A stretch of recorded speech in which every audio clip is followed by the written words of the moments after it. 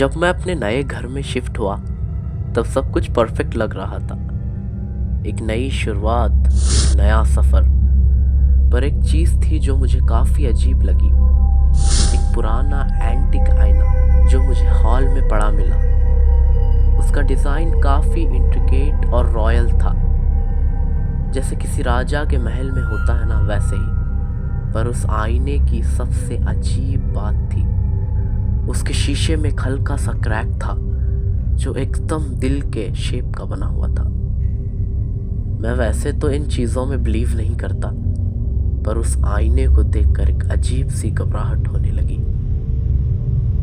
मैंने सोचा कि शायद ओवर थिंकिंग कर रहा हूं मैंने आईने को हॉल के कोने में रख दिया और अपने काम में बिजी हो गया। पहली रात जब मैं सो रहा था, एक हल्की सी आवाज सुनाई दी, जैसे कोई विस्पर कर रहा हो। मैं उठा पर कुछ नहीं था। मैं सोचा शायद हवा होगी। मैंने फिर इग्नोर कर दिया और मैं सो गया। पर अगले दिन जब मैं उस आईने के पास गया तो मुझे लगा जैसे मेरे रिफ्लेक्शन ने एक सेकंड के लिए मुझे ब्लिंक कर दिया है। पर मैं तो ब्लिंक नहीं कर रहा था। मैं अपने आप को समझाया ये सिर्फ इमेजिनेशन है, पर उस रात चीजें और वियर्ड होने लगी। रात के 3 बजे मुझे लगा जैसे कोई मेरे कमरे में चल रहा है। मैंने लाइट ऑन की पर कुछ नहीं था। जब मैं हॉल की तरफ देखा तो वो आईना बिल्कुल सामने हॉल के बीच में था, जबकि मैंने उसको तो एक कोने में रखा था। मैं डर गया, पर फिर भी हिम्मत करके उस आईने को वापस कोने में रख दिया।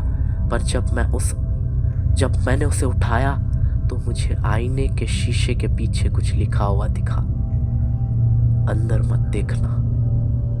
मैं कंफ्यूज था, पर क्यूरियोसिटी के चक्कर में मैंने आईने के सामने खुद को देखा, और जैसे ही मैंने देखा मेरे रिफ्लेक्शन ने मुझे स्माइल किया, एक क्रीपी स्माइल, और उसकी आंखें लाल थी।